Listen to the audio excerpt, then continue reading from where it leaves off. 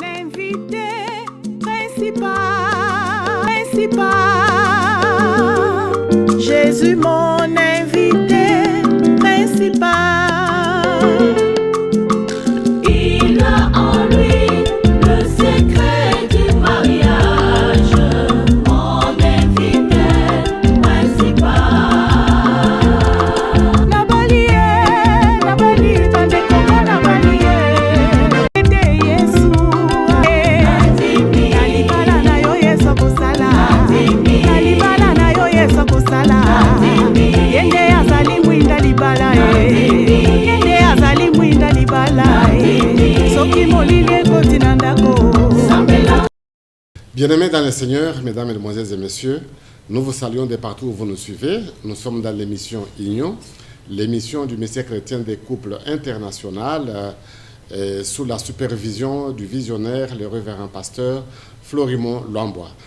Nous venons chez vous ce jour avec un thème pas moins important, mais qui fait boule de neige presque partout. Le thème que nous vous amenons, c'est le suivant: le travail, un préalable pour la stabilité d'une vie conjugale. Et pour cela, je reçois le révérend pasteur Florimond Lambois, qui sera mon invité et avec lequel nous allons devoir cheminer pour décortiquer ce thème. Révérend pasteur, bonjour. Bonjour, pasteur Jimmy. Bienvenue dans cette émission et merci d'avoir répondu à notre invitation. C'est moi qui vous remercie. C'est encore un plaisir pour moi de vous recevoir sur ce plateau. Merci. Alors, le thème, comme je viens de l'annoncer, le travail comme étant un préalable pour la stabilité d'une vie conjugale. Qu'est-ce que vous pensez de ça? Bon, c'est un thème comme les autres, Oui. mais qui a ses objectifs et sa motivation. Oui. Alors, sans tarder, je voudrais que vous puissiez justement, parce que vous avez dit, il y a l'objectif, il y a aussi la motivation. Quel est l'objectif en fait de ce thème ici, concernant le travail comme étant un préalable pour une vie conjugale stable? Bien, merci pour la question, pasteur Jimmy. Je crois que par rapport à l'objectif ou même à la motivation, ce thème est motivé par les soucis que nous avons, bien sûr, en tant que pasteur, en tant que conseil conjugal, de conscientiser tous les hommes mariés. On connaît tous les hommes, c'est-à-dire sans exception. Tout celui qui est homme marié, n'est-ce pas, Oui. à pouvoir prendre ses responsabilités afin d'assurer la stabilité chacun de son foyer. D'accord. Ça, c'est l'objectif. Ouais. La motivation aussi. La motivation, c'est quoi? C'est les soucis de contribuer à la stabilité et à la paix dans les couples. Voyez-vous, nous l'avons toujours dit et nous ne cesserons de le répéter. Tout ce que nous avons comme sujet derrière lui, n'est-ce pas, les soucis majeurs de renforcer l'unité et l'harmonie dans tous les couples mariés. Tout à fait. Ouais. Alors, révérend pasteur, j'aimerais d'abord, avant que nous puissions nous plonger dans le vif du sujet, Oui. commencer d'abord à décortiquer, expliquer les concepts clés qui sont dans ce sujet, dans ce thème.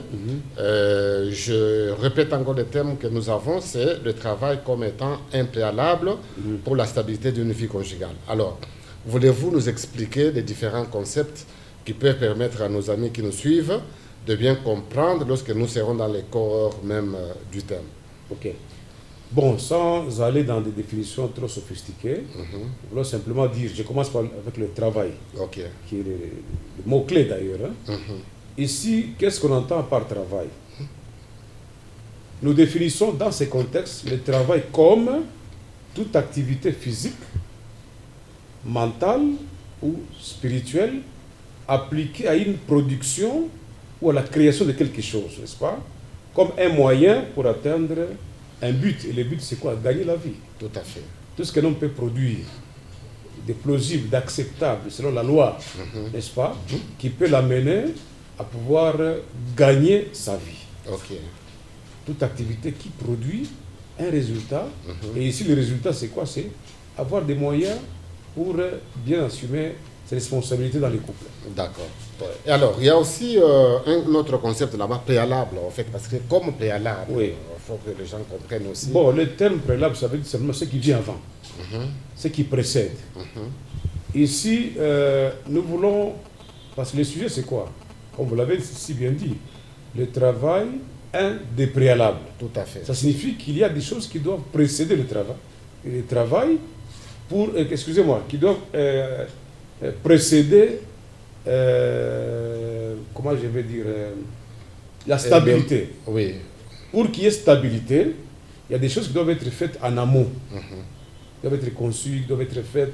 Il y a des actions qui doivent être posées avant d'arriver justement d'arriver à la stabilité.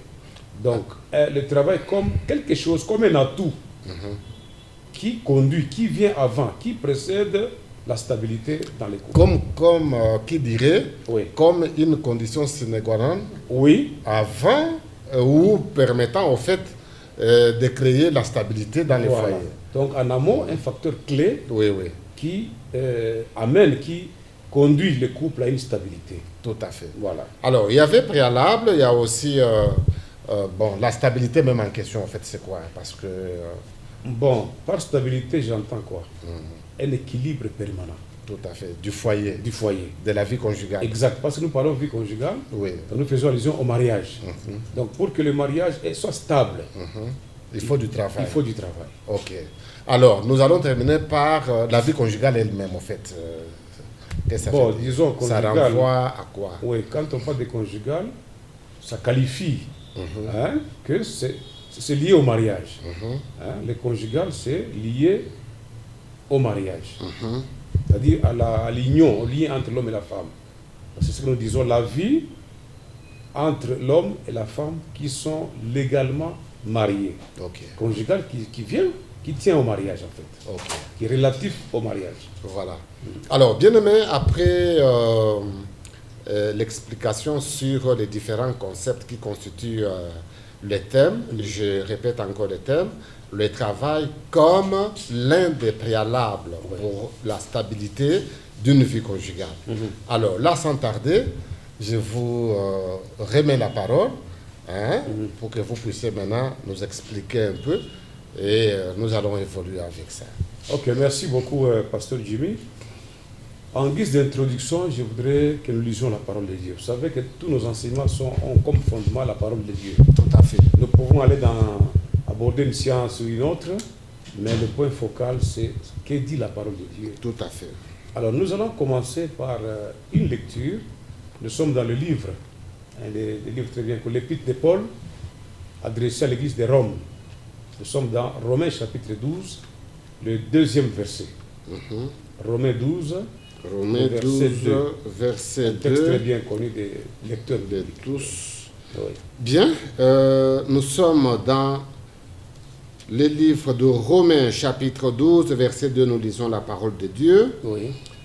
Ne vous conformez pas au siècle présent, mais soyez transformés par le renouvellement de l'intelligence, afin que vous discerniez quelle est la volonté de Dieu, ce qui est bon, agréable et parfait. Voilà. Alors, par ce texte, je voudrais ramener les bien-aimés frères et sœurs à comprendre quelque chose, comme le dit Paul d'ailleurs. Vous savez, nous sommes dans un siècle où il y a beaucoup de divertissements, beaucoup de loisirs, beaucoup de philosophie, etc. Mais par rapport au mariage, la stabilité du mariage ne vient pas de tout ce que nous avons comme distraction, comme jeu, il y a beaucoup de choses en fait pendant ces temps qui défavorisent, n'est-ce pas, la stabilité du mariage. Alors, nous ne devons pas, comme dit l'apôtre Paul ici, je voudrais lire le même texte dans la version français courant. Oui. Paul écrit, il dit ceci: ne vous conformez pas aux habitudes de ce monde. Amen. Ça, c'est une très bonne version. Voilà. Ça, c'est le français courant. Ne vous conformez pas aux habitudes de ce monde, mais laissez Dieu vous transformer. Laissez Dieu, vous entendez? Oui, oui. Laissez Dieu vous transformer, chers hommes et femmes mariés, mais plutôt le mari. Laissez Dieu vous transformer. Ne laissez pas autre chose conduire votre vie. Laissez Dieu vous transformer par un changement complet de votre intelligence. Vous pourrez comprendre ce que Dieu veut, ce qui est bien, et ce qui est bien et ce qui est parfait, ce qui est agréable à Dieu. Donc ici, je voudrais ramener tout homme marié, qui qu'il soit, et surtout les hommes de Dieu, les chrétiens, à comprendre que nous devons nous laisser conduire par Dieu. Nous devons nous laisser modeler, nous laisser transformer par Dieu, n'est-ce pas, pour que nous puissions savoir ce qui est bien, ce qui est agréable et justement ce qui plaît à Dieu. Le mariage est une institution divine. Alors si Dieu a institué le mariage, c'est les objectifs qu'il a liés à ce mariage. Il veut que le mariage, que la femme vive heureux dans le mariage. Donc nous ne devons pas nous laisser entraîner par le train de ce monde. Que chacun se laisse guider par Dieu, c'est à travers les Écritures, à travers la parole, qui en fait traduit la pensée de Dieu et sa volonté. Alors, qu'est-ce que la parole de Dieu dit? Quelle est la volonté de Dieu? Ici, je voudrais revenir à quelque chose que j'appelle le schéma de Dieu qui conduit ou qui permet à l'homme d'accéder au mariage. Le schéma divin, voilà, le schéma divin pour accéder au mariage. Bien aimés frères, je sais vous qui nous suivez, surtout vous qui prenez note, parce qu'il y a des gens qui sont quand même intéressés, qui prennent note, surtout vous les prédicateurs, les enseignants, suivez, notez, et éventuellement s'il y a des questions à nous poser, vous êtes les bienvenus. Lorsque Dieu institue le mariage, il a commencé par un schéma que lui-même nous propose et que la Bible nous exprime. On va lire un texte, Papa Jimmy, avec votre permission. Rentrons au commencement. Ok, dans Genèse. Nous sommes dans Genèse chapitre 2. Nous lisons d'abord le verset 8 et puis nous lirons le verset 15. On va aller de 8 à 15. Vous allez voir un peu, pour parvenir au mariage, quel est le schéma que Dieu nous impose en fait. Okay. Nous sommes dans Genèse chapitre 2, nous commençons par le verset 8. Oui. Puis l'Éternel Dieu planta un jardin en Éden. Du côté de l'Orient, il y mit l'homme qu'il avait formé. L'Éternel Dieu fit pousser du sol. On peut aller au verset 15 pour gagner un peu de temps. Verset 15, l'Éternel Dieu prit l'homme et le plaça dans le jardin d'Éden pour le cultiver et pour le garder. Voilà. Voyez-vous? Donc nous voyons qu'après que Dieu ait créé l'homme et la femme, il a fait une institution que j'appelle la première institution de Dieu. J'entends, Papa Jimmy, les gens dire toujours que la première institution divine, c'est le mariage. Oui. Et ça se répète. Hein? Ils ont tort ou... C'est ce que je voudrais dire. D'accord. Je voudrais dire que la première institution divine, contrairement à tout ce que les gens expliquent, démontrent même en transpirant, ce n'est pas le mariage. La première institution divine, c'est le travail. Vous voyez? Après que Dieu ait créé l'homme, ait créé d'abord l'homme, en se faisant allusion à Adam, Dieu l'a placé dans un jardin. Ça signifie qu'en amont, Dieu avait déjà préparé un terrain. On dit à l'Orient. Lorsque nous lisons ces textes-là dans le livre de français Coran, dit Dieu avait planté un jardin en Éden, du côté de l'Orient, parce que l'Éden, ça signifie le pays des délices. Il a placé du côté de l'Orient un jardin, n'est-ce pas, où il a placé l'homme qu'il avait formé. Dieu le plaçait dans le jardin pour faire quoi? Le verset 15 nous révèle la pensée de Dieu à ce sujet. Je ne sais pas si vous pouvez encore relire un peu ce texte-là. Ok. Pourquoi Dieu a-t-il placé l'homme dans le jardin? À peine qu'il venait de le créer, bien sûr. J'ai relu le verset 15 du chapitre 2 de Genèse. L'Éternel Dieu prit l'homme et le plaça dans le jardin d'Éden pour le cultiver et pour le garder. Oui. Voyez-vous? Oui. Il a placé les jardins. Il a d'abord mis les jardins dans lequel, quand vous lisez le texte biblique, on dit Dans le jardin, il n'y avait rien parce que Dieu n'avait pas encore fait tomber la pluie. Mais par contre, il y avait une espèce de chaleur qui était en train d'humidifier le sol parce qu'il n'y avait personne pour le cultiver. Le moment venu, Dieu a placé l'homme dans le jardin. Pour faire quoi? Pas pour prier, pas pour intercéder, pas pour la distraction, pour cultiver le jardin, pour le garder. Dieu ne s'est pas arrêté à ce niveau-là. Il a encore confié à l'homme d'autres responsabilités. Si vous pouvez continuer à lire ce texte, on va y arriver.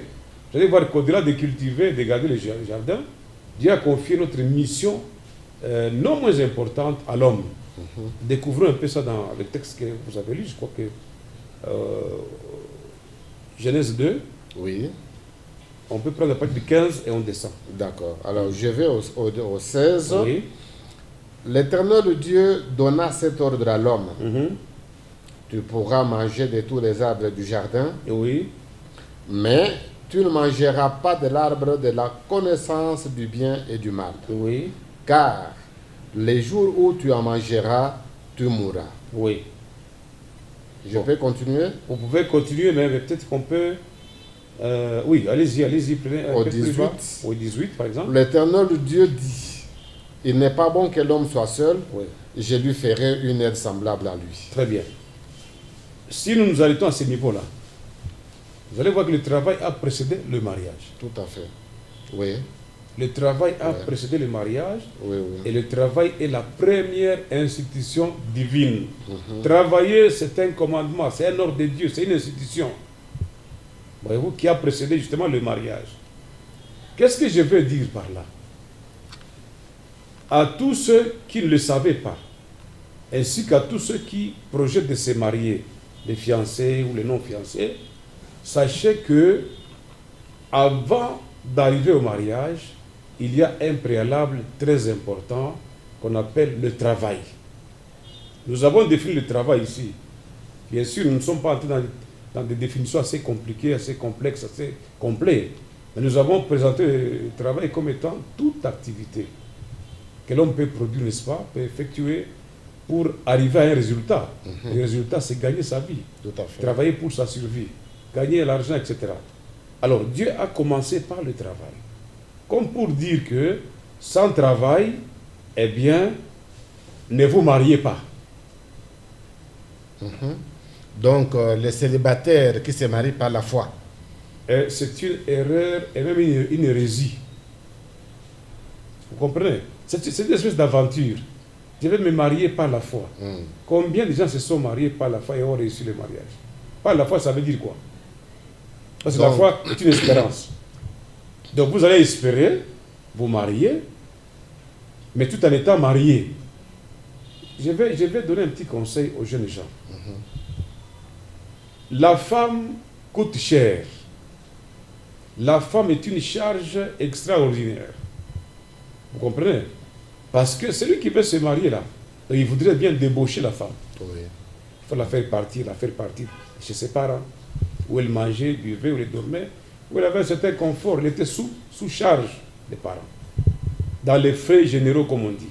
Vous comprenez? Mais là, quand vous prenez cette femme-là, vous la faites vôtre. Vous vous attachez à elle. Première chose, vous devez logiquement la débaucher. Il doit quitter ses parents pour venir chez vous. Donc vous avez la responsabilité de la loger, la nourrir, la vêtir, assurer les soins médicaux, les accessoires d'hygiène.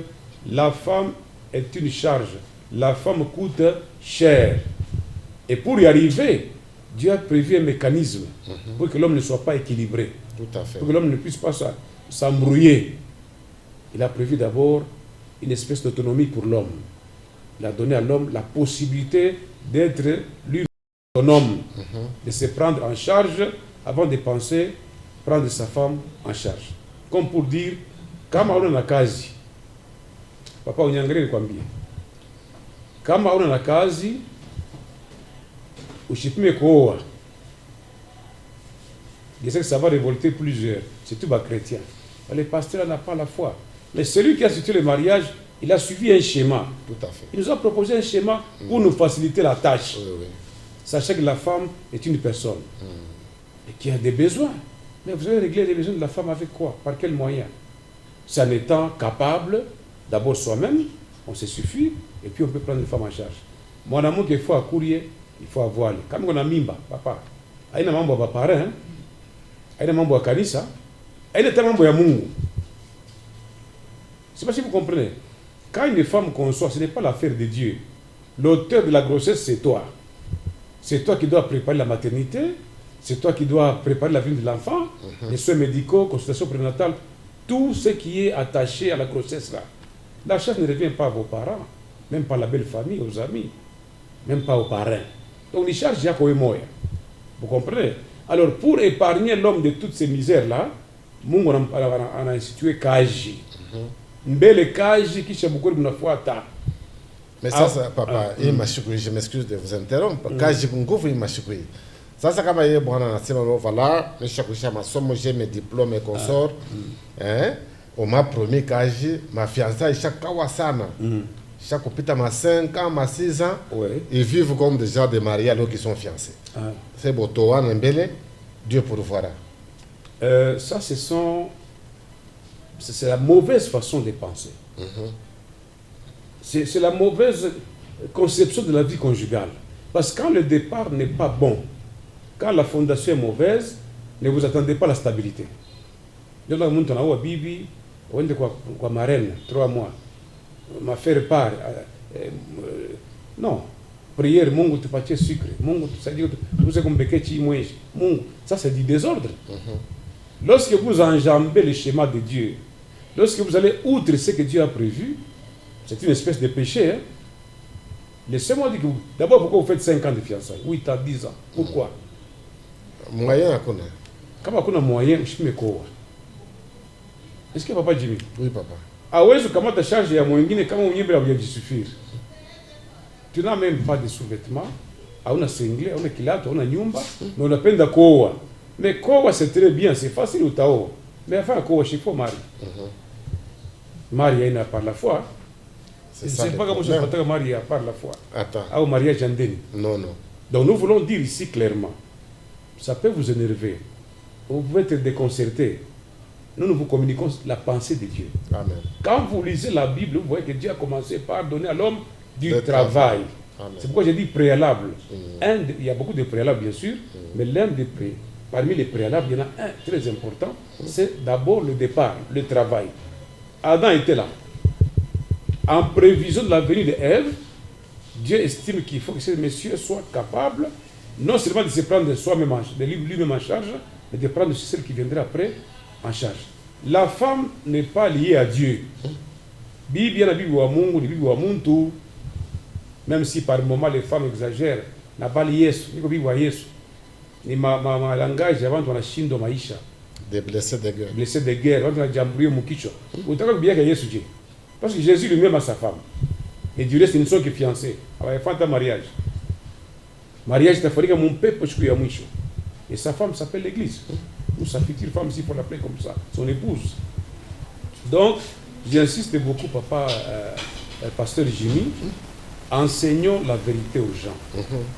Vous voulez être stable dans les mariages, commencez par le commencement, c'est-à-dire quoi na kazi. Il y a quelque chose. Quand vous dites que Kaji Kongo, ça veut dire quoi? C'est parce que les gens comptent sur la GECAMIN, SNCC, la SNEL, la Régie des eaux. On ne voit que les entreprises déjà établies, alors que soi-même on peut devenir entrepreneur. Et puis on dit qu'il n'y a pas de saut métier. Il n'y a pas de saut métier, il n'y a que des sauts de gens. Nous verrons ça le long de l'enseignement. L'homme, il peut créer un travail. L'homme, il peut se suffire à lui-même par ses moyens. Les Swahiliphones nous disent ceci. Akiri ni mari. Amen. C'est-à-dire qu'un homme intelligent, il peut être licencié ou pas. Licencié en sociologie industrielle. C'est bon, non? Sociologie africaine, quand tout ça. On a la sociologie à IRIP. Il n'y a pas d'assistants sociaux, à quoi on mais tourne l'intelligence, réfléchis. Il y a des gens qui ont fait des sciences à l'université, mais qui n'ont pas réussi dans ces sciences-là. Il a sorti maman d'Ingine. Il a compris qu'avec mon diplôme des choses, des relations internationales, sociologie, tout ça, psychologie, abiri pekintu hakuna kazi, hakuna psychologue, hakuna assistants sociaux, mais il y a des diplomates avec quoi. Qu'est-ce que je fais? Parce que j'ai l'intelligence, je peux concevoir, je peux prévoir, je peux entreprendre pour gagner ma vie. Tous les amis qui font le cambisme ici, ne vous en faites pas, il y en a qui ont fait la médecine, hein? Oui. Il y en a qui ont fait le droit, Oui. il y en a qui sont ils ont compris que dans leurs études là, tant qu'ils n'ont pas encore débouché, ils peuvent trouver un autre, ils peuvent se frayer notre chemin pour parvenir à un résultat, c'est-à-dire être stable dans la vie. Tout à Et fait. par conséquent, se marier. On n'a pas besoin d'avoir seulement oh, j'ai l'honneur de venir. Oui, à l'époque c'était plus facile, hein? Tu pouvais écrire, tu as du travail. Mais maintenant, ce n'est pas le cas. Le monde a changé, nous ne devons pas nous conformer, mais nous devons nous laisser guider par Dieu. C'est lui qui donne l'initiative, la créativité, et c'est lui qui peut éclairer votre chemin. Nous avons des gens qui ont fait des hautes études, mais qui n'ont réussi que dans les sports. Hein? Il faut dans la mingi, mais finalement, ils réussissent dans la musique. Tous les musiciens que nous avons ici. Ce n'est pas qu'il y en a qui sont licenciés en ceci ou en cela. Mais leurs diplômes de licence n'ont rien apporté. Ils ont développé l'intelligence, ils ont exploité certains autres dons en eux pour arriver à gagner leur vie et être stable. Donc il ne faut pas dire que Kaji Kongouf, au Nyambi, le cas général, c'est que Wapi. Le monde dit que facile ni Wapi. De tous les temps, c'est l'homme qui crée. C'est l'homme qui devrait se frayer un chemin. C'est pourquoi on parle de la foi, de la persévérance et être positif dans la vie. Et tout ça qui dit vie Kongouf, oui Kongouf, ça c'est solution. Donc, si je comprends très bien, révérend pasteur, parce que nous parlons du travail comme étant l'un des préalables de la stabilité de la vie conjugale. Oui. Alors, est-ce qu'il s'agit ici d'un travail spécifique ou bien de tout travail? Dans le monde, nous avons divers domaines. Nous avons diverses capacités. Nous avons divers dons. Chacun de nous est apte dans quelque chose. Nous avons dit que travailler, c'est fournir des efforts en vue d'un résultat quelconque. Ok? Ce travail que tu peux faire, ces efforts peuvent être spirituels, peuvent être physiques, peuvent être intellectuels, pour parvenir à quelque chose. Donc, il n'y a pas un domaine spécifique et unique dans le monde. Chacun peut, dans les domaines où il est fort, selon ses capacités, entreprendre quelque chose pour gagner sa vie avant de se marier. Donc, tout travail, comme on dit, il n'y a pas de saut métier. Tout ce que l'homme peut faire, pourvu que ça soit selon la loi, pourvu que ça soit des choses acceptées, parce que quelqu'un peut vous dire non, il est mouille. Bon, oui, il y a un mauvais travail. Ce n'est pas à ça que Dieu nous appelle. Comme bon, peut-être, cambrioler, forcer, ça, ce n'est pas un travail comme Dieu le veut. Nous parlons d'un travail plausible, acceptable et soutenu par la loi aussi. Tout ce qui est bien. Donc, il n'y a pas de saut métier. L'homme peut tout faire. Sauf Kouiba. Sauf au Kouiba. Oui. Sauf faut habiter du Bibaye. Donc, quand je dis ça, par exemple, Ouisha Bangi. Il y a déjà quelqu'un qui est en cas de Ouisha Mabangi. Tu vois, il ne construit pas, il détruit.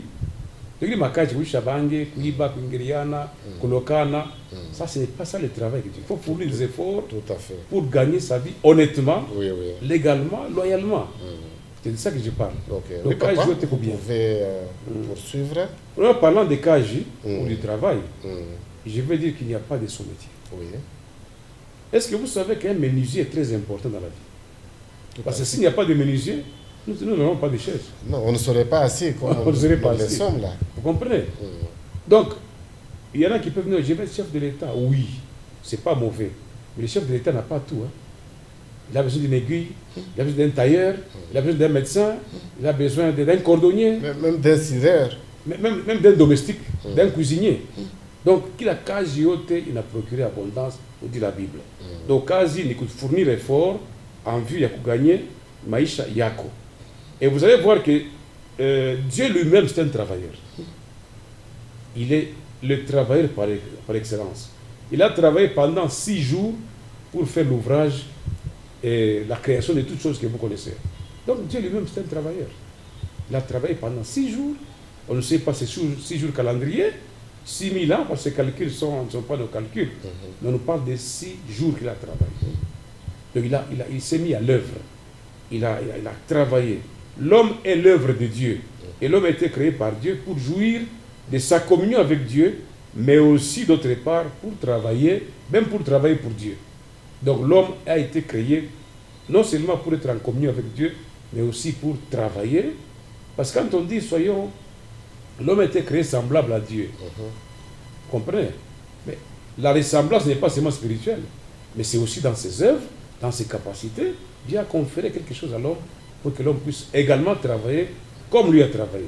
Comme mon père travaille, moi aussi je travaille. Voilà. Voilà, pasteur. Alors, maintenant la question que d'aucuns peuvent se poser. Oui. Comment le travail peut-il être l'un des préalables pour la stabilité de la vie conjugale? Voilà. Là, ça me renvoie à l'importance du travail et même aux avantages liés au travail. Oui. Donc je peux combiner les deux là. Voyez-vous, Papa Jimmy, tu es un homme de Dieu, tu es un serviteur de Dieu, c'est vrai, mais tu es aussi avocat. Tu es aussi Mouarim. Bon, qu'est-ce que tu cherches dans tout ça? Le travail, bien aimé, fait l'homme. L'homme ne peut pas évoluer sans travail. Tout à fait. L'homme ne peut pas être béni sans travail. La source de bénédiction, ça s'appelle le travail. Nous nous battons souvent, nous prions pour que Dieu nous bénisse, Dieu nous bénisse. Non, Dieu nous a déjà bénis.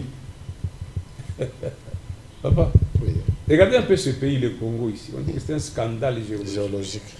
Nous avons tout sauf rien. Mais pourquoi on n'exploite pas, on ne convertit pas toutes ces potentialités, ça, pour nous donner l'argent?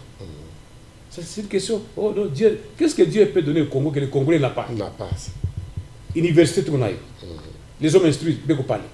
Hommes de métier, Beko parle. Bon, nous avons tellement tout que une chose nous manque, c'est l'intelligence.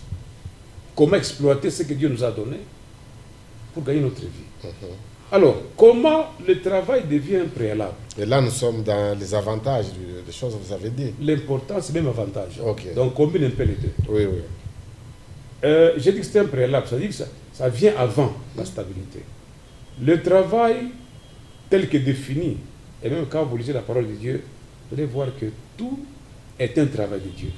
Même l'évangélisation du cache, tout est travail. La vie, c'est le travail. Vous ne faites rien, vous n'avez rien. Tout à fait. Alors, pourquoi ça devient un préalable à la stabilité? Pour être stable, il y a un certain nombre de choses qu'il faut avoir, qu'il faut savoir, qu'il faut faire.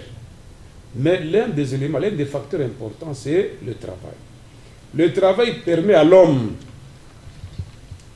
vous voyez, de convertir son potentiel pour atteindre un objectif. Parlons ici pour gagner l'argent. Tout à fait. Pour avoir les moyens de sa politique, les moyens de sa gestion. Le travail vous permet à celui qui travaille d'avoir des moyens conséquents pour sa survie individuelle et la survie de la future femme et des futurs enfants. Le travail nous permet d'être indépendants. L'autonomie. Le travail nous épargne de la mendicité, nous épargne du complexe. Le travail nous rend heureux. Et le travail répond à nos besoins, à nos aspirations, même à notre vision. Voyez-vous, avec le travail, tu as l'argent pour doter. Tu as l'argent pour payer ton loyer si tu es locataire. Tu as l'argent pour te bâtir une maison. Tu as l'argent pour manger. Scolariser les enfants. Tu as l'argent pour t'habiller, pour voyager. Bref, pour répondre à tous les besoins. C'est pour ça que la Bible déclare que l'argent répond à tout. Oui. Tout, c'est par rapport aux besoins matériels, tout ce qu'on peut avoir. C'est vraiment limité. Tout, ça veut dire des choses que nous pouvons, qui sont à la portée de notre main. On peut y accéder avec l'argent. Ok. Comprenez? Donc l'argent nous permet d'être libres. Nous empêche d'être des mendiants. Le travail est le seul moyen pour combattre la pauvreté. J'entends les gens prier, Papa Jimmy. Je combats la pauvreté, papa. C'est quelle prière? Combattre la pauvreté, il faut travailler. Là, vous la combattez comme il faut. Absolument. La prière nous aide à parler avec Dieu, à communier avec Dieu, le louer, le glorifier, intercéder, etc. Ça nous permet de baliser aussi le terrain. Mais le travail vous permet d'acquérir ce que vous voulez. Vous voyez? De parvenir, même quand on veut avoir un enfant. Il y a un travail à faire. Mon groupe Moutoto, oui. À ta coupe, mais il y a un schéma à tracer pour arriver à l'enfant là. Il y a un schéma à tracer. Tout est travail, tout est mouvement, et tout est boulot, tout est œuvre. Tout à fait. Donc le travail, bien aimé, frères, surtout vous qui êtes célibataires là, quand je t'ai tu peux être sage. La Bible déclare que la sagesse du pauvre est méprisée. Tout à fait. On est ce qu'on a kima, na kiribiote. Mais comment on a kim, tu vas t'accoucher. Vous comprenez? Donc on dit même que le sommeil du travailleur est doux. C'est-à-dire que c'est lui qui est chômeur, son sommeil est agité. Il y a des gens. Il se pose des questions. Il devient philosophe. Tu arrives à Dieu, T'as couru Dieu, t'as Dieu, tout ça. Ah. Alors, tout ça peut amener des stress, des détresses et même des désespoirs. Le sommeil du travail, il est doux. Celui qui travaille, il est respecté, il est respectable. Même dans sa belle famille. Papa, on a comment on a cage. Apana koa. On est papa. Et même vous les filles aussi, on vous conseille, quand on monte dans la cage, hein? Apana kuichika, il est beaucoup eri. Je sais que beaucoup vont discuter. Beaucoup vont parler à la fois, à tout catale. Utakwenda beaucoup eri kule kama ukuri yeko. On n'a pas femme de prière. Mapenzi ya Mungu. Ntenda kwetu. Hii mariage ya Mungu. Donc, je ne vais pas enseigner aux femmes d'être matérialistes. Mais sans le matériel, il n'y a pas de stabilité. Parce que nous visons la stabilité dans le mariage. Oui, oui. L'équilibre est permanent. Mais sans argent, sans travail, il n'y a pas d'équilibre. Donc, papa Jimmy, kama auna na kaji, amata kushime kwa bibi. Vous en étiez en train d'énumérer l'importance Oui. du travail. Parce que je vais entrer dans les concrets. Oui, oui. Pour que les amis nous comprennent. Hein? Comment on a cage et puis on a reporté fiançailles. Bon, la fiancée finira par se lasser. Atachoka et puis après on tafuta mtu mwingine anakwenda. Kama on a cage, mari utapeleka je. Nguo ya mariage utapréparer je. Cérémonie ya mariage utapréparer avec quoi? Parce que même à l'état civil, il faut payer des choses. Même à l'église là, il faut se préparer. Donc l'argent vous rend indépendant, autonome, respectable, respecté, et ça vous permet de supprimer les complexes et d'être sûr de vous-même et de résoudre vos propres projets, vos programmes et tout ça. C'est avec le travail qu'on peut. Le travail est la seule source de bénédiction. Lorsqu'on nous dit par exemple que Abraham était riche, Isaac était devenu fort riche, ce n'est pas avec la prière qu'il était devenu riche. C'est avec le travail. Et c'est par le travail que tous ces gens sont devenus des richards. Tout à fait. Donc le travail vous amène à la richesse, à la prospérité, à la paix et même à l'accomplissement de vos projets. Sans travail, ça devient ennuyant et c'est compliqué, Papa Jimmy.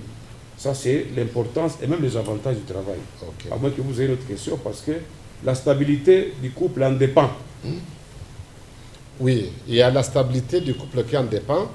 La preuve est que lorsque le mari n'a pas de travail, oui, je pense que même son autorité maritale n'existe pas. Papa, l'un des conflits majeurs dans les couples, c'est la pauvreté. Tu vois, quand vous n'avez pas de quoi nourrir votre femme, de quoi, même les enfants peuvent vous surnommer. Hein? En commençant par la femme, Wanin Wanin. Wanin Wanin. Et pas Hivi. Pas Koubiri. Mambo Kabaïla Chiyo. Et les enfants risquent de vous appeler papa ni chinois. Joani. Tout le temps Chine. Et l'enfant dit papa, je voudrais avoir. Ah, dit Chine. Chine. Et puis après, on a surnommé on a chinois. Maman, ni quoi papa. Et puis les femmes sont parfois très compliquées. Hein. Oui. C'est pendant que vous n'avez rien là. Quand les enfants lui donnent des doléances, et les renvoient chez les papas. En sachant que le papa n'a rien. Moi, je me dis babayen. Moi, je dis babayen, non? Et il sait que le papa n'a rien, mais il veut coincer le papa contre le mur, il envoie les enfants. Mais quand l'enfant arrive, papa n'a toujours rien. Papa n'a pas besoin d'habiter, il chine dans la quinte. Il chine dans ma coute. Et puis finalement, et les enfants et la femme, personne ne respecte. Tout à fait. Et dans la belle famille, lorsqu'on a un gendre qui ne travaille pas, on ne le respecte pas. Hein? Propose-moi un peu un nom complet. Chick Norris. Non, non, un nom congolais. Hein. Un nom congolais? Nom, post-nom et prénom. Oui, on peut prendre Kalonji, Moutipaye Eric. Bon, ok. Ça vient de toi. On ne dit pas que les pasteurs là. Non, nous avons pris au hasard. Au hasard. Un Kalonji au hasard. Ce n'est pas toi, Kalonji, là dont il est question, mais nous avons pris un nom congolais au hasard. On ne dit pas qu'il y a un attaque Kalonji là. Qui est concerné par. Le tribalisme, le pas Kalonji. Ouais. Bon, alors. Ou concerné par les sujets que nous sommes en train de traiter. Je prends un sujet, je prends un nom comme ça. Oui, oui. Lorsqu'on s'appelle Kalonji, comment Moutipaye Eric. Quand on est pauvre, on ne t'appellera jamais Eric. C'est-à-dire le prénom là, il passe inaperçu. On ne t'appelle pas comme Moutipaye. Moutipaye Nakouy. Moutumi Maem. Moumfaché Boui. Ça, c'est dans la belle famille. On ne peut pas t'appeler, on ne peut pas te respecter ou t'honorer. Même pas te considérer parce que tu n'as rien. Oui. Et qui n'a rien ne vaut rien aux yeux des hommes. Mais quand vous avez un peu d'argent, un travailleur, peu importe ce que vous gagnez, on vous respecte. Et alors à ce moment-là, on vous appelle plus Kalonji, on vous appelle plus Moutipaye. Quand la belle famille vous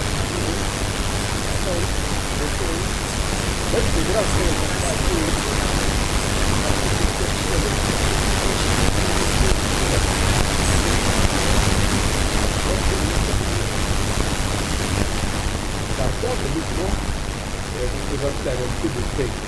Donc le mariage, c'est rien. Parce que la pauvreté a fait le mariage.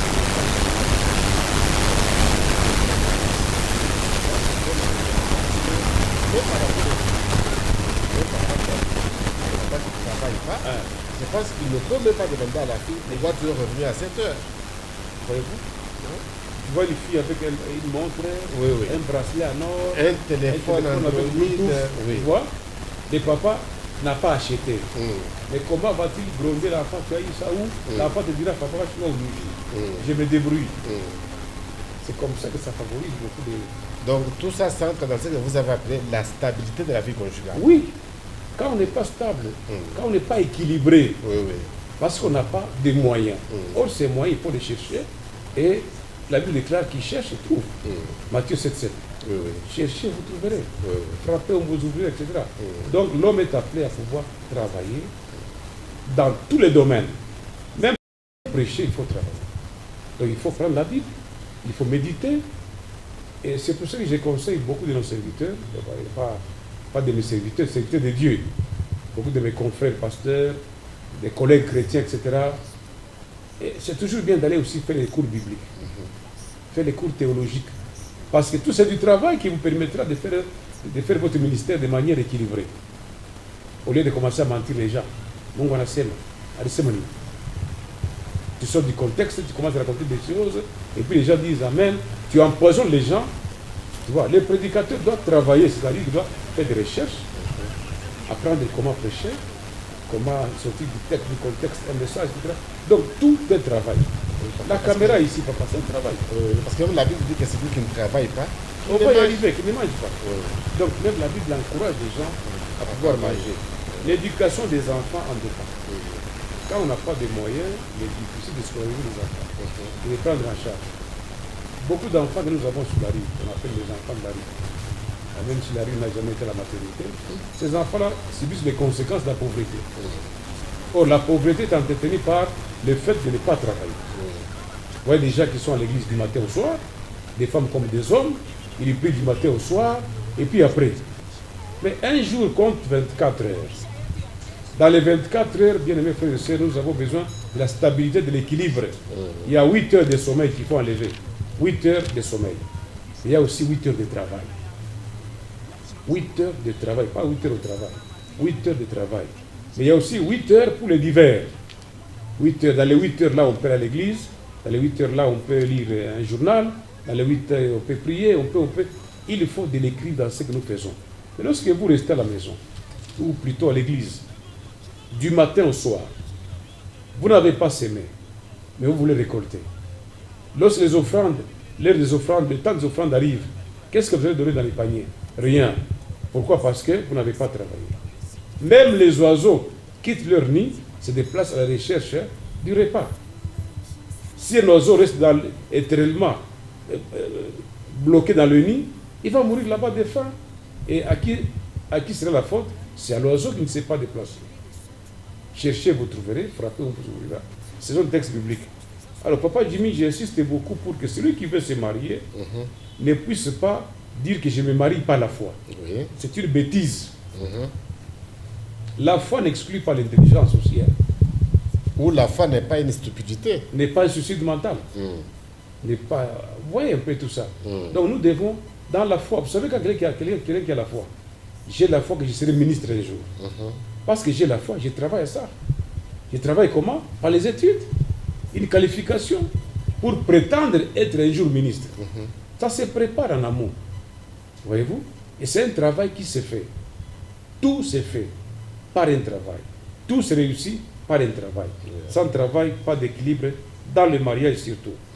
Alors, je crois que ce que je voulais ajouter, c'est que Dieu lui-même, il a été travailleur. Oui, oui. Il est travailleur. Oui. Il ne dort pas, il travaille. Mais à la création, il a fait 6 jours. Et le 7e jour, il s'est reposé. Comme pour dire que le modèle de travailleur par excellence, c'est Dieu lui-même. Dieu lui-même, oui.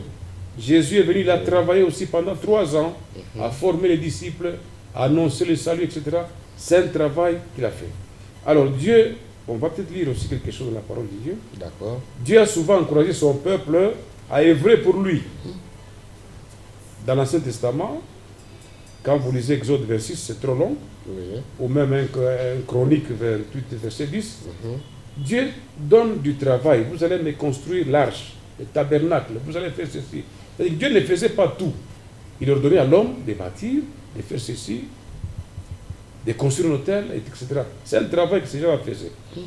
Alors ici, je voudrais dire qu'il y a des proverbes qui font éloge à la personne qui travaille. Lisons un peu quelque chose, à l'intention de nos bien-aimés frères et sœurs. Oui. Alors, nous en sommes dans les Proverbes 14. Proverbe 14, 14. on peut lire un peu le verset 23 d'abord. Proverbe 14, verset 23, nous lisons. Tout travail procure l'abondance, mais les paroles en l'air ne mènent qu'à la disette. Voyez-vous? Ici, je veux dire que même pour les pasteurs que nous sommes, pour les travailleurs, excusez-moi, ceux qui se mettent à l'œuvre de Dieu, Oui. doivent comprendre que il n'est pas interdit à un homme de Dieu de travailler, c'est-à-dire de faire autre chose en dehors du sacerdoce. Si vous avez été appelé comme lévite, Dieu prendra soin de vous, prendra votre charge. Et la part de Dieu vous sera destinée. Mais si vous n'êtes pas appelé à temps plein, vous pouvez travailler à l'église, mais aussi vous battre pour votre survie, pour votre maison, votre habillement, etc. Et c'est là qu'on nous dit que tout travail procure l'abondance. Oui. Il n'est pas exclu qu'un pasteur ait un magasin, qu'il ait une ferme, et qu'il ait une station d'essence, Qu'il soit un médecin. qu'il soit un médecin, qu'il soit un avocat, ou qu'il soit, je sais pas, un magistrat ou un juge, etc. Donc, nous ne devons pas croire que quand on sert Dieu, c'est-à-dire que les restes des choses tombent. Non. On peut être pasteur et aussi professeur. On peut être pasteur, peut-être chirurgien. On est peut-être pédagogue, on est professeur. Donc tout ça, ça vous permet de stabiliser votre vie. D'ailleurs, pour ceux qui sont entrés dans le sacerdoce d'eux-mêmes, qui se sont fait prêtres eux-mêmes, mais je vous dis qu'être pasteur, si on appelle l'appel de Dieu, c'est une souffrance énorme. Tout à fait. Qui va vous prendre en charge? Vous comptez sur les offrandes, dans un contexte où les gens ne sont impayés. Et la plupart des gens remplissent les églises parce qu'ils n'ont rien. Voyez-vous? Ils viennent vers vous, les pasteurs. Pasteur, je n'ai pas le transport. Et si les pasteurs comptent sur les bandimou, fou, vous voyez que ça devient très compliqué. C'est pourquoi on a beaucoup de faux prophètes. C'est pourquoi on a des pasteurs, de ceci, cela, des prophètes fabriqués qui courent derrière l'argent, de manger, tout ça, sous prétexte qu'ils font l'œuvre de Dieu. C'est lié au fait qu'on est paresseux et qu'on ne fait rien. Donc, il n'est pas exclu qu'en étant homme de Dieu, serviteur de Dieu, qu'on puisse se battre, qu'on puisse faire autre chose pour subvenir à sa vie. Tout travail procure L'abondance. L'abondance. Les Proverbes 31, verset 27. Nous pouvons lire aussi. Oui. Proverbe 31, verset 27. Proverbe 31, Verset 27. Nous lisons la parole de Dieu. Amen. Verset 27. Verset 27. Voici ce que la Bible déclare. Elle veille sur ce qui se passe dans sa maison. Et elle ne mange pas le pain de paresse. Voyez-vous? Là, on parle de la femme vertueuse. On parle de la femme vertueuse. Elle ne mange pas le pain de paresse. Oui. C'est-à-dire qu'elle n'attend pas qu'on vienne lui donner. Oui. La Bible déclare qu'il y a plus de joie à donner qu'à recevoir. Oui. Et les chrétiens chez nous, ici, surtout au Congo, je parle beaucoup plus de chrétiens, parce que c'est eux que je voudrais vraiment, avec la grâce de Dieu, n'est-ce pas, aider à comprendre que nous sommes pauvres parce que nous ne voulons pas travailler. Nous voulons qu'on nous donne, nous voulons recevoir. Et nous avons toujours la main tendue. Frère, nous savons dire, nous n'affaires pas rien. Nous avons tout qu'on sort. Mais vous oubliez que le fait de recevoir des autres sans donner, vous vous appauvrissez vous-même. Est-ce que vous comprenez? Oui. Vous mangez le pain de paresse. Ça ne donne pas la bénédiction. On va vous donner aujourd'hui, demain on ne va pas vous donner. Vous allez commencer à entrer en conflit avec les gens qui ne donnent pas. Amulete, amuto, mungo tamiwa, papa. Vous voyez que lorsqu'on manque, d'ailleurs vous allez voir la source des conflits dans les églises, dans les familles, c'est la pauvreté. Tous les amis, c'est les faux prophètes, les faux pasteurs. Le problème c'est quoi? C'est la pauvreté. On crée une histoire comme un kiosque pour vivre, etc. Mais Dieu n'est pas là-dedans. Pourquoi nous avons beaucoup de serviteurs qui sont des mendiants? Ou des intercesseurs, nous avons un monde, je n'ai pas de transport. Dada, nous avons un journée que nous avons un transport. Vous ne voyez pas que vous paraissez ridicule. Mais papa, j'avais une préoccupation là.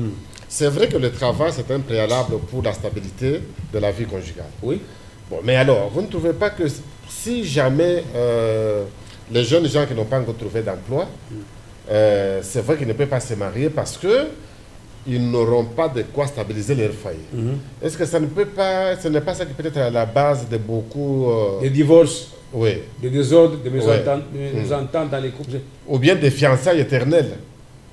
Papa, nous connaissons des gens qui ont fait 10 ans de fiançailles. Fiançailles Ishak. Oui, La fille avait 20 ans, Anisha 30 ans, 31 ans, et on parle de ma fiançaille. Et à Kinshasa, nous avons le phénomène Yakatovanda. Yakatovanda. Parce que je n'ai pas d'argent. Alors maintenant, comme des concubins. Oui, oui.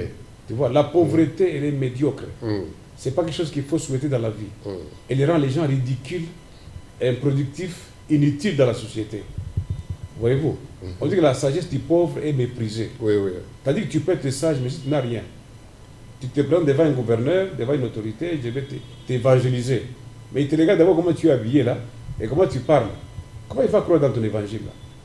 Il s'imagine que ça c'est un mendiant qui vient au nom de Dieu pour dribbler, pour recevoir quelque chose. Il dit, mon mouché, coca. Il dit, pasteur, ça va, il y a un peu de transport. Il y a une façon de se débarrasser de toi. Vous savez que quand nous avons des moyens et que nous voulons évangéliser, ça nous permet d'être forts sur le terrain. On peut aborder n'importe quelle classe d'hommes, n'importe quelle classe sociale, sans complexe. Aujourd'hui, tu peux voir quelqu'un qui entre, un député, dans une église. Il est passé du tout qui est honorable. Papa, c'est une bêtise à l'église. Ah bon? On ne peut pas l'appeler honorable?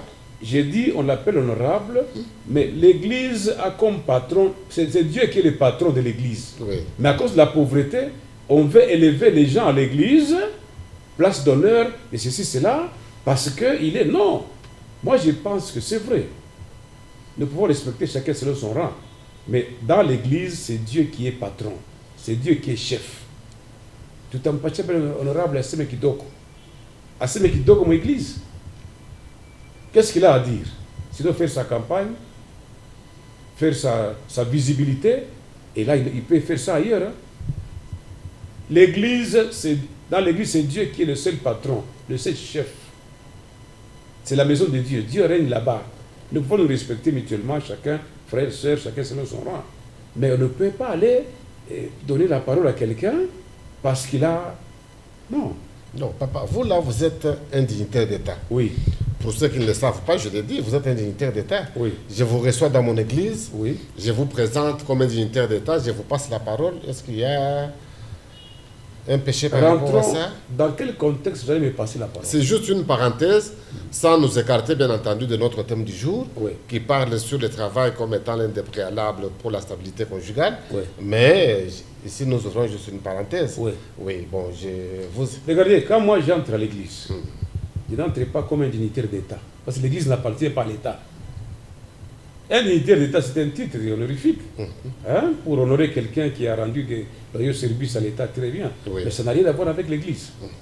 Comprenez? On est dignitaire d'État, on est président, on est ceci, c'est bien beau, c'est un rang que Dieu vous donne. Mais dans l'église, ces rangs-là n'ont pas d'effet.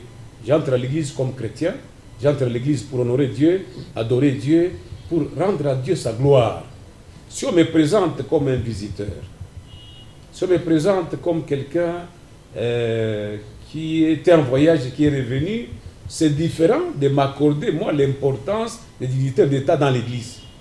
D'accord. C'est une aberration. Ok, papa, si nous pouvons maintenant Ou à touché à revenir... ma banque. Tu fais cher, papa. Nous pouvons revenir maintenant à notre thème. Alors, lorsque un beau-père constate que son beau-fils est en difficulté Ouais. et que le mariage est instable, est-ce qu'il peut, s'il a des moyens, hein, il dit voilà, je donne un fonds à mon beau-fils Oui. pour lui permettre de faire certaines activités Oui. lui permettant de stabiliser son foyer. Oui. Est-ce que c'est bon? Non, ou il c'est- n'y a pas de mal. Quand on dit, on parle de beau-père. Hmm. En réalité, dans la logique, c'est quoi? Celui qui épouse ta fille devient ton fils. S'il a une difficulté, tu estimes que je peux les aider pour surmonter telle difficulté pour l'équilibre. En tout cas, un tel beau-père n'a pas posé un mauvais acte. Mais ce serait mauvais s'il va encourager un fainéant qui n'a pas envie de travailler. Tu vois? Parce que celui qui ne veut pas travailler là, même si on lui donne des millions là, il va bouffer et puis il va rentrer à la case de départ. Donc quand on veut donner une bouffée d'oxygène à quelqu'un qui passe des temps difficiles, parce qu'il a été assaini au travail, parce qu'on a supprimé l'emploi, mais ça rentre dans le cadre de l'amour fraternel. Tu vois, l'amour d'un papa vis-à-vis de son enfant. Comme il a épousé ma fille, la vie leur est difficile parce qu'il manque de moyens. Comme j'en ai, Dieu m'a béni pour bénir les autres. Là, ça rentre dans le cadre de soutien, d'aide. Ça n'a rien à voir, c'est pas mauvais. Mais entrer dans le mariage sans le travail, et là, ça devient un problème. Parce que quand vous donnez de l'argent à quelqu'un qui, dans sa tête, lui, n'y pense pas au travail, mais il va bouffer et puis il va rentrer à la case de départ. Avant d'entrer dans le mariage, rassurez-vous que vous avez le strict minimum. On ne dit pas que vous devez être très riche. Vous avez une source de revenus qui vous permet de payer le loyer, de prendre en charge vos enfants ou votre épouse, etc., de répondre tant soit peu à vos besoins de ménage. Parce que comme c'est Dieu qui bénit, il bénit sur base de quoi? C'est du peu que tu as là. Oui, Va avec la force que tu as. oui, oui. Qu'est-ce que tu as, mais Moïse? Moïse. Utilise ce que tu as. Oui, oui. Mais si tu n'as rien, la Bible déclare que celui qui n'a rien, on ôtera même le peu qu'il a. Fier des peu. Donc, si nous voulons vraiment mettre l'accent sur le fait que la paresse, lisons un peu le texte avant de terminer, je ne sais pas combien de temps il nous reste. Oui, peut-être une dizaine de minutes, oui. Nous pouvons lire où? 2 Thessaloniciens 3:10. 2 Thessaloniciens. Oui, Donc la deuxième épître de Paul à l'église de Thessalonique. oui. Deuxième épître de Paul à l'église de Thessalonique. 2 Chapitre Thessaloniciens, 3, verset 10. chapitre 3, verset 10. Nous lisons la parole de Dieu. La Bible dit, car lorsque nous étions chez vous, nous vous disions expressement, double point, si quelqu'un ne veut pas travailler, qu'il ne mange pas non plus. Vous comprenez? Oui. Mais dites-moi un peu, la conséquence, c'est quoi quand on ne mange pas? Il faut rester affamé. Non, il faut mourir. Ah, mais c'est ça la logique, non? Qu'il ne mange pas. Or, quelqu'un vit quand il mange. Nous ne vivons pas pour manger, mais nous mangeons pour vivre. Mais ce qu'il ne mange pas, ça veut dire qu'il meurt. Donc l'apôtre Paul ici veut reprendre ici et interpeller les chrétiens pour dire qu'ils doivent travailler. Papa, si nous allons, si vous le permettez, bien entendu, au verset 11 de ce même chapitre 3 de 2 Thessaloniciens, la Bible dit ceci. Nous apprenons cependant qu'il y en a parmi vous, qui vivent dans les désordres. quelques-uns qui vivent dans le désordre, Ah. qui ne travaillent pas, mais qui s'occupent des futilités. Futilité. Voyez-vous, des choses qui n'amènent rien. Qui ne parlent que de la politique. Politique. Mais travailler, ne travaillent pas. Oh, Messie a fait. Comme actuellement, là, c'est la Coupe du Monde. Oh, il y a des gens qui sont là, assis en train de parler, Oui. en train de jouer au jeu de hasard, en train de jouer au jeu de dames, etc. Ça, c'est de la futilité. Il faut avoir quelque chose qui peut, de manière permanente, te procurer la stabilité dans le mariage. D'accord. L'apôtre Paul dit clairement là-bas, et puis il est clair, hein? Oui. Il dit, j'apprends que quelques-uns parmi vous vivent en désordre. Donc celui qui ne travaille pas, c'est un désordonné. Il n'a pas de l'ordre. Vous les voyez, vous les croyez, vous les rencontrez à la Kenya le matin, le même matin vous les trouvez en ville à la poste, en train de faire des choses qui ne valent pas la peine, et il perd comme ça 24 heures à ne rien faire. Et le temps avance. C'est pas pour rien que nous avons des montres. Hein. Oui, oui. C'est pour vous dire qu'à chaque moment correspond une action, correspond quelque chose, etc. Regarde un peu comme tu es habillé là. Tu ne vas pas me dire que tu as prié et que la cravate est tombée du ciel. Non, Tu dois avoir acheté. tout à fait. Mais avec quoi? Pas avec les paroles. Avec de Avec l'argent. oui. Et cet argent, tu ne l'as pas volé. Tu as travaillé, tu l'as mérité. Oui. Et c'est ça que j'ai dit que quand on travaille, on assure la stabilité de son couple. Ok. L'équilibre permanent. Donc vous ne manquez pas de rien. Comme on dit, vous ne manquez pas l'essentiel. Vous n'êtes pas trop riche, vous n'êtes pas trop pauvre, mais vous ne manquez pas l'essentiel. C'est ça un peu l'équilibre. Résoudre des problèmes en leur temps, selon leurs priorités, selon leurs urgences, etc. Alors nous voulons dire que celui qui ne travaille pas, papa, je ne sais pas bien. Vous avez ce quoi intercesseur, vous avez ce quoi choriste, vous avez ce quoi pasteur, bishop, donne-toi les titres que tu veux. Comment on a cage, il a procuré un moyen pour vivre, après quoi. Il n'y a pas de mariage par la foi. Parce que Dieu lui-même n'a pas appliqué la foi. Il a créé un jardin, il a placé l'homme là-dedans, il a obligé de faire quoi? De travailler, cultiver, garder le jardin. Et puis, comme si ça ne suffisait pas, Dieu demande à l'homme de donner de nos animaux. Ok. Quel travail! Vraiment. Papa, en fait, nous sommes à la télé, et à la télé, le temps est limité. Oui. Alors, c'est vrai que le thème est tellement est d'une importance capitale, Oui. parce que le travail, c'est vraiment impayable. Oui. On ne peut pas prétendre être marié et puis on ne travaille pas. Oui. Non, on va payer la maison d'autrui comment? On va scolariser les enfants comment? On va manger comment? Donc, il y a tellement beaucoup de choses. D'abord pour soi-même. Oui, oui. Si tu prends en compte la femme et les enfants, Oui, oui. papa, on t'a kimbi. D'accord. Alors, je voudrais, comme nous sommes pratiquement vers la fin de cette émission, que vous puissiez, je sais que vous avez, la matière est tellement abondante, Oui. nous ne serons pas terminés aujourd'hui. Alors, qu'est-ce que les bien-aimés qui nous ont suivis peuvent retenir dans ce thème? Le travail comme l'inséparable de la stabilité de la vie conjugale. Voilà. Ce que je veux faire en résumé, Oui. c'est que Dieu, dans sa sagesse, il a jugé bon d'implanter d'abord un jardin qui est le synonyme du travail. Avant que l'homme, avant de donner à l'homme une femme, Dieu il a assuré d'abord les moyens de survie pour l'homme. Et si donc, quand Ève est venue dans le jardin là, elle n'avait pas besoin de chercher à manger, on va voir, parce que d'abord ils étaient sans habit, donc ils n'avaient pas besoin de travailler, et manger au moins ils pouvaient manger. Manger au moins pour sécuriser, pour vivre, pour tenir, ils devaient manger. Donc, en résumé, je dis Paul qui était à temps plein, il travaillait.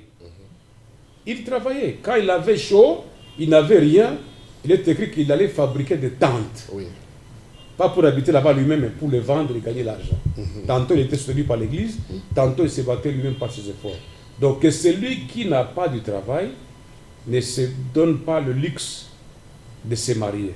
Pas pour plaire aux gens, pour qu'on dise qu'il est fort, etc. Non, vous allez vous attirer des ennuis inutilement, vous allez vous compliquer la vie pour rien.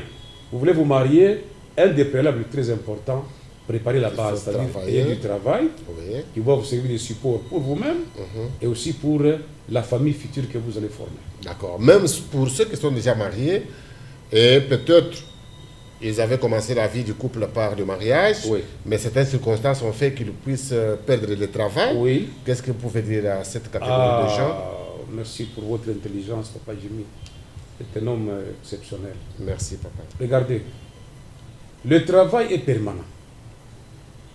Même un pensionné, ils peuvent faire quelques efforts pour tenir, parce que avec la pension, il y a, c'est vrai, un certain montant qu'on reçoit trimestriellement ou mensuellement, mais qui peut ne pas suffire. Je veux dire à tous ceux qui, par malheur, moi j'ai travaillé dans des entreprises. Hein? J'ai travaillé chez VAP, j'étais chez Tabac Congo, mais dans l'entretemps, je suis passé par la nouvelle Exporca Kenge, j'ai fait mon stage à l'OCC, à la SNCC. Je suis passé dans le monde du travail. Mais c'est un monde où même quand vous avez un contrat de travail, durée à durée indéterminée, il finit par s'arrêter. Oui, oui. Pas une faute lourde, la pension malade, ou je ne sais pas, situation d'emploi, on finit par s'arrêter. Si par malheur, vous avez été retraité, vous avez été assaini, vous avez commis une faute lourde qui vous a coûté le travail, le monde ne s'arrête pas. Pour autant que vous avez une femme et des enfants, vous devez réfléchir à autre chose et vous battre jusqu'à votre dernier souffle pour la survie et l'équilibre de votre maison. Ok, parce que la vie continue. La vie continue. Il ne faut pas croiser les bras. N'allez pas inventer un ministère. Le passé est passé. Ne cherchez pas les choses faciles. Oui. La fois de Kanisa, vous savez, on est parti. Papa, Utaria. Kanisa, non, il faut bien vous tailler. Il faut y envier. Mais pour que vous partez dans ta faute, il ne faut pas que Mungu soit Amen. sinon, tu as un manteau blanche, tu as un faux prophète, il vient te bibaya. Quand j'ai permanent jusqu'à la mort. Ok. Sans boulot, barakutosha kukaji, barikuaseni, au kaji likufa, au lichomba m'affaire, prends courage, vas-y. Qui sait ce que Dieu peut faire encore mieux dans l'avenir? Il suffit de travailler, de chercher, vous allez trouver. Ok. Voilà. Merci beaucoup, révérend pasteur. Bien-aimés dans le Seigneur, nous sommes à la fin pratiquement de cette émission. Les thèmes que nous avions traités avec l'aide du révérend pasteur Fleurimont Lambois, c'était le travail comme l'un des préalables pour la stabilité de la vie conjugale. En tout cas, qu'on le veuille ou pas, tout le monde sait que sans travail, sans argent, on ne peut pas tenir dans la vie conjugale. Ainsi donc, la matière est tellement abondante, je pense qu'on ne peut pas... N'oubliez pas d'ajouter que la foi sans œuvre, elle est inutile. Donc il faut travailler. Il faut travailler. Ne vous mariez pas par la foi. Ne vivez pas la vie conjugale par la foi. Commencez comme bomba, bantu. Non. Il faut travailler. Vous serez honoré. Le travail va vous honorer. Vous serez respecté même par votre femme et même par vos enfants. Je remercie donc le révérend pasteur qui a été notre invité. Je remercie également celui qui a réalisé cette émission, qui nous a amenés jusque chez vous. Lui, c'est notre bien-aimé Boniverdic Béa, qui nous a amenés jusque chez vous. Alors, pour aujourd'hui, nous sommes arrivés à la fin et nous nous retrouvons prochainement. Et Dieu voulant, peut-être avec un autre thème pour bénir votre foyer, parce que l'objectif de notre ministère, c'est la restauration du foyer, la stabilité, d'amener les couples de vivre, d'écouter au mariage qui est bâti sur la parole de Dieu.